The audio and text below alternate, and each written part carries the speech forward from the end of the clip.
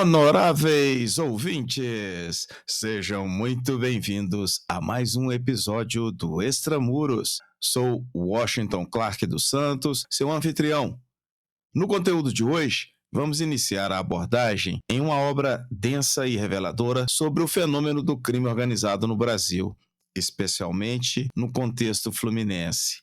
O livro Guerra, Líderes e Símbolos, a história das facções e milícias do Rio de Janeiro, é resultado de anos de pesquisa, análise e cruzamento de dados, condensados em mais de 700 páginas de investigação rigorosa.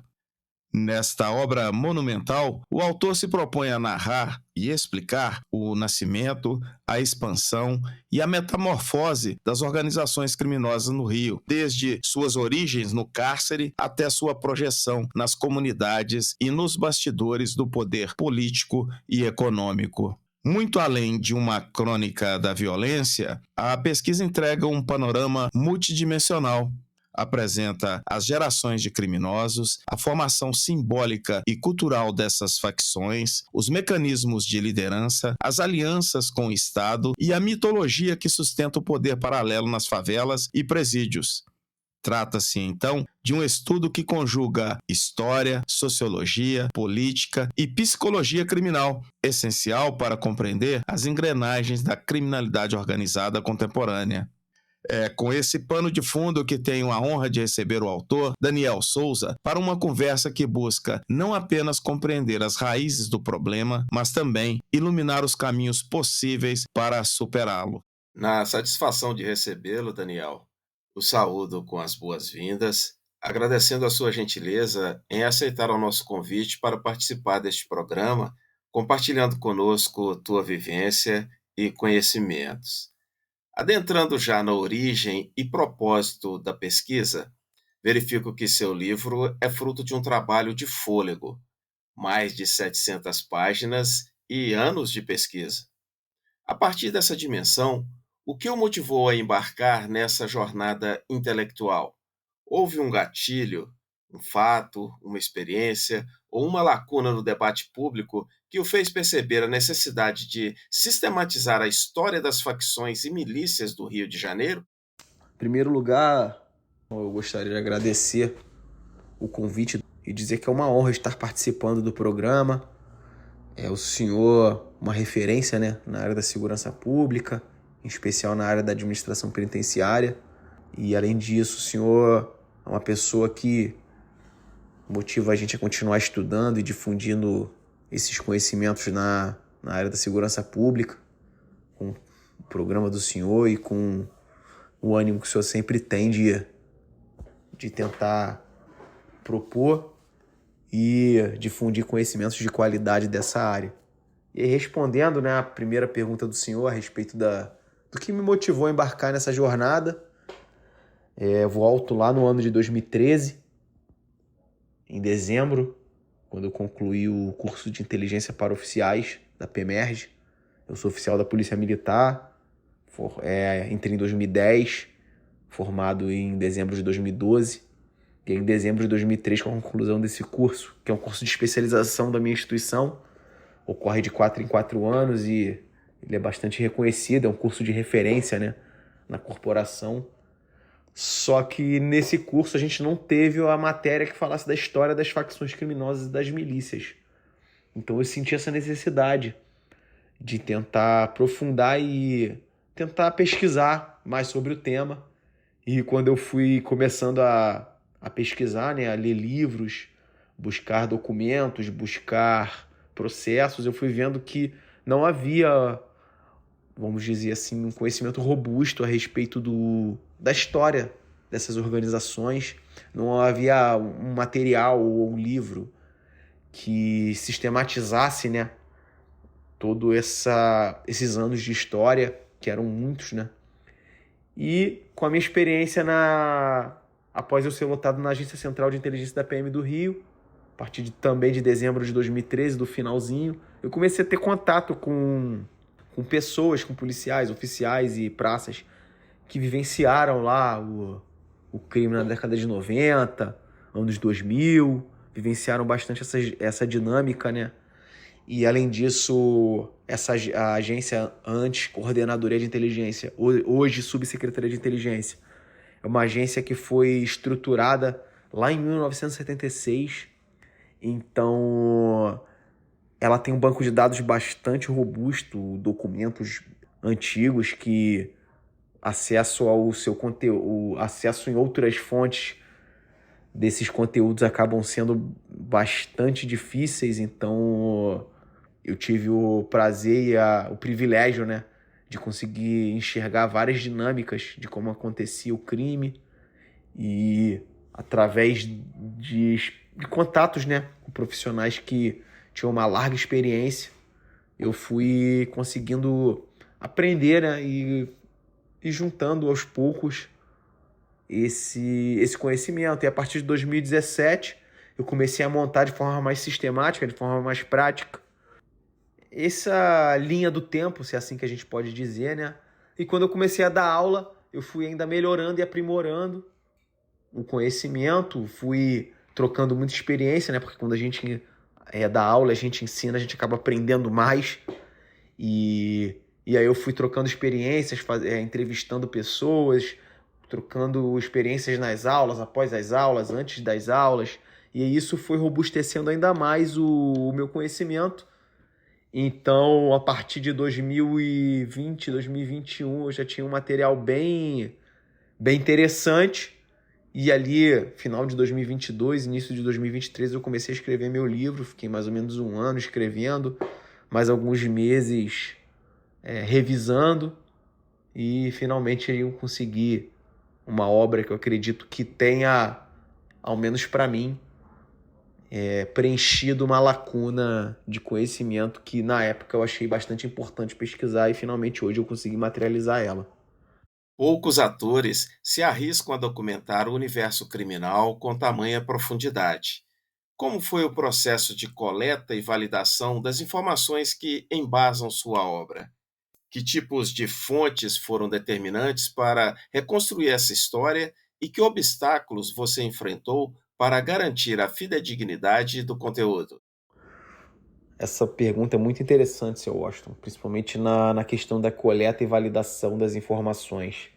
Então, basicamente, eu busquei muitos conhecimentos em obras reconhecidas e obras essas lidas lá quando eu ainda estava aprendendo sobre o tema, mas que eu tive que revisitá-las, né? Como, por exemplo, o livro Comando Vermelho, PCC e CV e Assalto ao Poder do Carlos Amorim, excelentes obras. E eu também busquei algumas obras, como o 400 contra 1 do William Professor e o Verdades e Posições, o Direito Penal do Inimigo do Marcinho VP, entre outras muitas obras, né? Mas eu pesquisei elas quando estava em estado de ignorância e revisitei quando já estava confirmando fontes de dados e confirmando informações, né, nas quais eu busquei. Eu realizei entrevistas com muitos profissionais, acessei diversas dinâmicas e estruturas através de documentos de inteligência. Por mais que eu não tenha usado os conteúdos, eu consegui, através desses documentos, entender muita coisa, como funcionava, com autorização, né, do subsecretário de inteligência, logicamente. E acessei também processos judiciais. Então essa coleta foi bastante rica e ao longo dos anos, né? Além de reportagens, hoje a gente tem... Hoje não, né? Já de muitos anos a gente tem jornalistas sérios e especializados que pesquisam e produzem conhecimentos jornalísticos bastante úteis e sérios. E sem contar entrevistas com pessoas que tiveram contato com criminosos e com ex-criminosos. Então, foi uma coleta bastante rica. E isso tudo me ajudou a sistematizar o conhecimento. E aí a validação desses conteúdos, eu fiz como uma espécie de validação por pares, né? Como é que funcionou esse processo? Eu tinha informação, já tinha um conhecimento estruturado, e eu sempre tentava confirmar com ao menos 2 fontes essas informações. Então, se eu tinha acesso lá a uma determinada dinâmica que acontecia, Eu tentava ter ao menos 2 fontes que confirmassem, fontes sérias, né? O máximo fidedignas possível. E, além disso, eu tentava fazer essa validação por pares com profissionais, principalmente da área de inteligência, que era a minha área, né? Onde eu vivenciava o dia a dia ali, para eles tentarem acenar se aquele caminho era um caminho fidedigno ou não, ou se era aquela direção, né?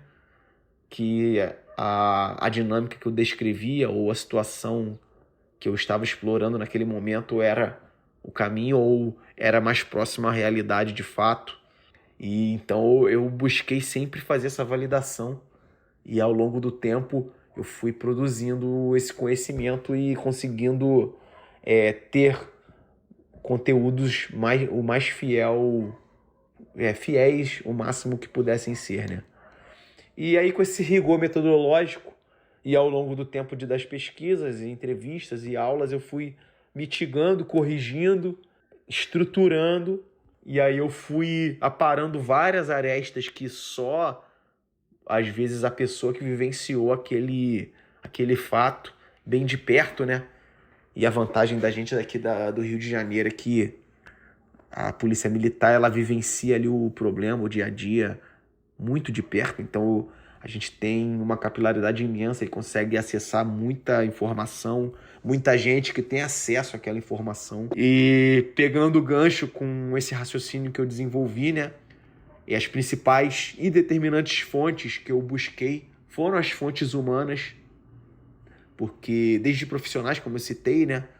Que ajudaram na validação dos dados, até fontes de pessoas que vivenciaram aquilo, que me ajudavam a confirmar aquela linha de raciocínio, aquela história, aquela informação, porque na minha concepção a fonte humana, por mais que ela possa ter uma parcialidade e uma subjetividade relativa, né? Porque acaba que isso influencia de alguma forma na interpretação do que está acontecendo, ainda assim essas fontes humanas, elas têm um conhecimento aprofundado de quem vive o dia a dia. Então, para mim, são as fontes, e foram as mais importantes da minha pesquisa. Na minha concepção, os principais obstáculos foram relativos a conhecimentos, né, ou ao que aconteceu na década de 70 e, sobretudo, 80. Se 70 a gente tem muito pouca coisa, mas 80, onde toda a situação do crime organizado se estruturou e cresceu, né? A gente tem pouquíssimas informações. É onde eu senti muita falta, inclusive, no início das minhas pesquisas, né? E que eu acabei tendo muita dificuldade, mas com bastante perseverança. E, graças a Deus, a gente conseguiu ter acesso a muita coisa, assim, muitas dinâmicas e até muitas questões a gente foi conseguindo confirmar essas informações. E a gente sabe que muita coisa se perdeu porque não era devidamente registrada, mas muitas outras questões foram registradas e a gente conseguiu ir montando um quebra-cabeças de difícil montagem, né? E a gente sabe também que nessa época tinha muita questão ideológica, né? Era um período de embate ideológico, então a gente sabe que muitas posições e muitas histórias eram parciais, assim, até equivocadas de uma certa maneira, porque eram enviesadas. Só que eu consegui aí ir montando devagarinho esse quebra-cabeça e, graças a Deus, consegui montar algo minimamente racional que ajudasse no processo de entendimento, né, de como foi toda essa formação das organizações criminosas aqui no Rio de Janeiro, lá do Comando Vermelho, antes Falange Vermelha e Falange LSN, da Falange Jacaré, do Terceiro Comando. Então acredito que eu tenha conseguido vencer muitos desses obstáculos, apesar de haver lacunas ainda, e eu ainda vou repetir isso muitas vezes. O meu livro, a minha ideia, eu até externo isso no livro, é que outros pesquisadores consigam aprofundar ainda mais em determinados temas e a gente ir enriquecendo ainda mais o tema, né, e o debate a respeito. Um dos pontos mais originais do seu trabalho é a categorização das gerações de criminosos. Ao explicar aos nossos ouvintes como essa periodização foi construída, podes indicar quais critérios históricos, comportamentais ou tecnológicos definem a transição de uma geração para outra dentro do universo das facções e milícias? Essa pergunta é muito interessante. Essa pergunta do senhor acaba abarcando, né, um dos principais, se é assim que eu posso dizer, uma das principais bases da minha obra, né, que é a questão dessa divisão dos criminosos, né, e das lideranças acabam abarcando aí essas gerações de criminosos. E eu consegui estruturar essa análise nas principais facções, né, que no caso do Comando Vermelho, do Terceiro Comando, e acabou havendo uma transição ali para o Terceiro Comando puro, mas havendo quase que uma continuidade, e dos amigos também. Não consegui estruturar isso na Falange Jacaré, que eu exploro no livro, mas não consigo explorar muito porque temos poucos registros da Falange Jacaré, né? Também era conhecida como Comando Jacaré, e também das milícias, principalmente porque as milícias são extremamente descentralizadas, né, em todos os aspectos. Então eu não consegui fazer essa análise geracional das milícias. E aí essa ideia, ou essa análise, eu me embasei na teoria geral, e um dos principais autores, né, que fala desses estudos geracionais de maneira geral é o Dilthey, né? Wilhelm Dilthey. E ele trabalha aquela questão do que é uma geração, que é um grupo de pessoas, né, que partilham o mesmo conjunto de experiências, compartilhando conhecimentos, e acaba que esse conjunto de situações tem de ingerência, né, no desenvolvimento de cada um, e isso acaba diferenciando distintas gerações. Só que eu peguei um gancho, né, e até explico melhor isso no livro, né? Mas aí eu peguei um gancho com a ideia do sociólogo húngaro, né, o Karl Marheim, que ele fala que uma geração é definida, sobretudo, pelo grupo no qual ela faz parte. E que acaba que o grupo e, logicamente, o local ali onde o indivíduo habita e vive e se desenvolve, acabam moldando, né, a percepção de mundo do indivíduo.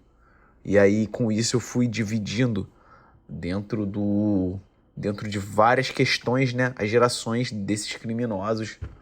E aí fui desenvolvendo a história, né, desses grupos dentro de cada geração, né, e como essas gerações acabaram influenciando o restante do grupo, né, gerações de lideranças, e como questões dentro e fora da organização foram moldando essas gerações, e essas gerações foram moldando a organização e conduzindo a organização.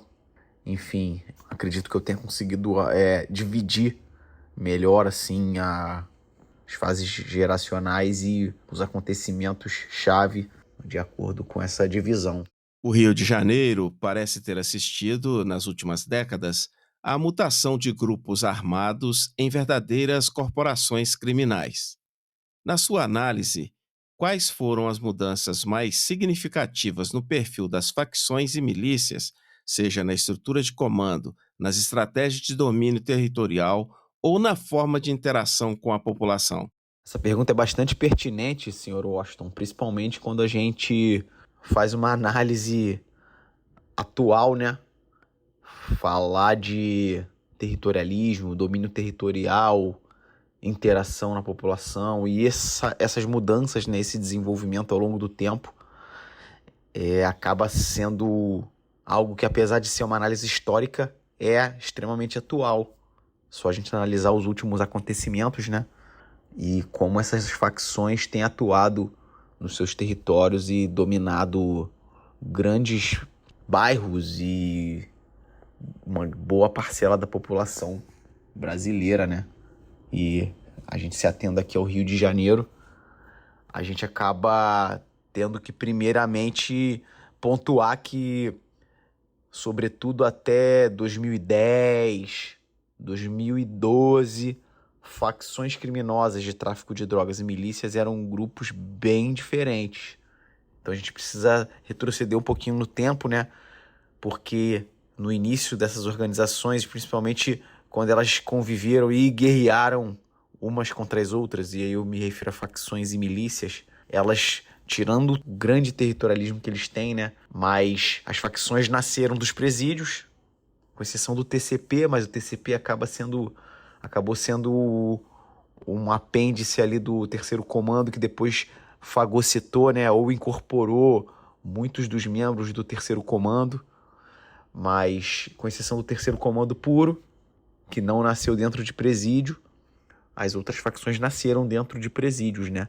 E foram iniciadas com uma ideia de explorar ou dominar um território para vender drogas. E lógico que ao longo do tempo esse domínio territorial também foi se traduzindo em outras ações, né, em outras atividades para explorar tanto a população quanto o território, mas sendo algo bem pontual em algumas comunidades do Comando Vermelho, da ADA, do TCP. Então, ao longo dos anos, essas facções foram expandindo, né, suas fronteiras para além do Rio de Janeiro e para além do Brasil, né? E sempre em busca de melhores ofertas de drogas, de armas, de outros produtos correlatos ali que possam ter relação, como contrabando, enfim, relacionado a roubo, né, principalmente, roubo de veículo e exportação de veículos roubados para outros estados e países, enfim, foram se expandindo ao longo do tempo. Já as milícias nasceram, de fato, fora dos presídios, né, com uma característica extremamente descentralizada. Então, as milícias não formam um grupo gigante ou coeso chamado milícia, e sim são grupos territoriais e regionais ali. Então, essas organizações elas têm uma extrema dificuldade em se unificarem, porque cada local, cada bairro, ou até, dependendo do caso, cada comunidade tem as suas peculiaridades. Então, o comando descentralizado, as ações descentralizadas fazem com que as milícias tenham se desenvolvido com uma pegada, assim, uma estrutura um pouco diferente das facções.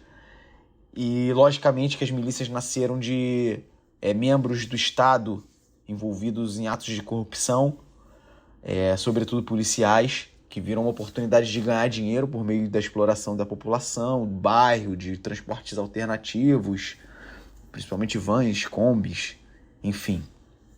E o principal, que as milícias cresceram com o discurso de combate às facções de tráfico de drogas e os crimes correlatos relacionados a elas, né, como roubos, homicídios e por aí vai.